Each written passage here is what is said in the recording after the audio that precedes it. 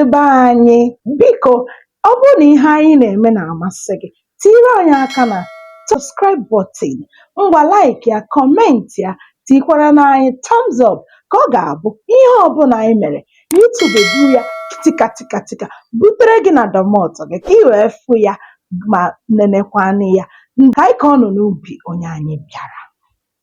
Anyị ekwula gbasara mkpụrụ edemede Igbo, kwuo gbasara udume ya bụ vowel sound, kwukwanụ na ọ dị n'ime ya. Ngwanụ o nwere ihe ndị bekee na-akpọ continuity, ọ ihe eji mara ihe onyonyo anyị. Taa ka anyị lebara nwanne ya nwoke nke anyị ma aha ya dịka gịnị, mgbochi ume, ndị bekee na-akpọ ya consonant.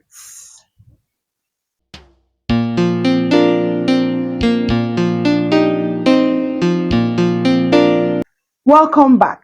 Mgbochi ume bụkwa n'otu n'ime kategori enwere n'ime Igbo alphabet. Igbo alphabet ya bụ mkpụrụ edemede Igbo maọbụ mkpụrụ asụsụ Igbo maọbụ mkpụrụ abịdị Igbo. Chetakwa na mbụ abịdị Igbo dị 35. Anyị esigo n'ime ya wepụta asatọ nke anyị kpọrọ udume.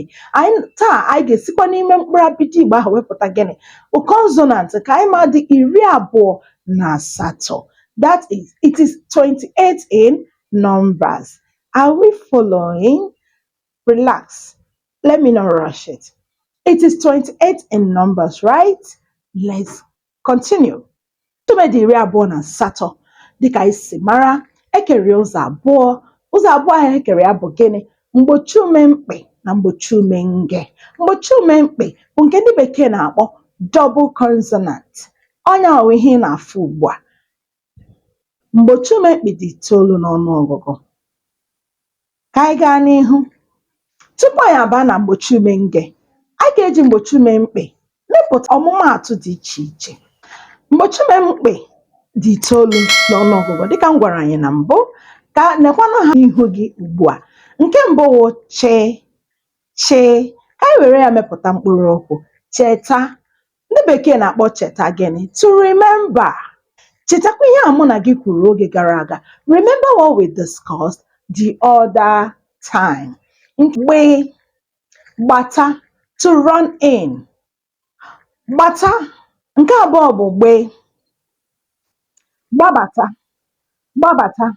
gbabatara m mmiri. Gbabatara m mmiri. That is what? Fetch me some water. He, unu amana na adana. Agha adala. Agha adala. Agha ogene war. We agwa. Achọrọ m isi agwa.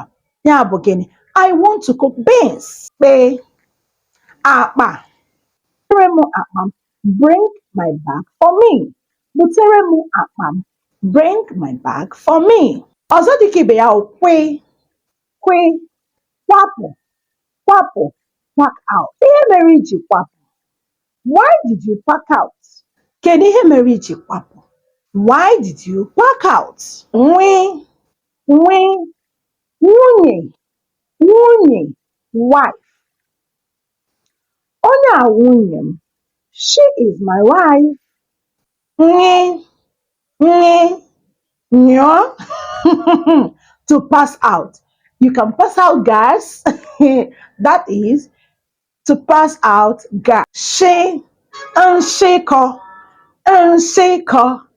Crab. Iji nshịkọ esi nri. Are you cooking with a crab? Ama mụ na ịmatachala ihe gbasara mgbochi ume mkpị.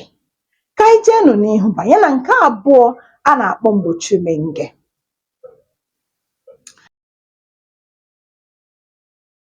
Welcome back. Nke abụọ na-akpọ mgbochi ume nge dịka anyị si mara wụ single consonant.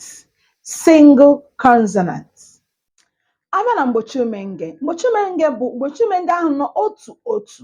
Ha adịkọ ha ọnụ. Ha abụdịghị ka ụmụnne ha nke dị 9 n'ọnụọgụgụ. Ha nọ otu.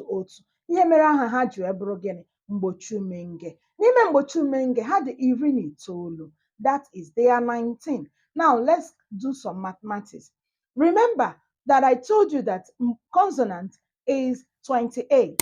Now, the first one, which is Mbochumempe, which is the double consonant, has 9, while the second one, which is single consonant, has 19. 19 plus 9 will give us 20.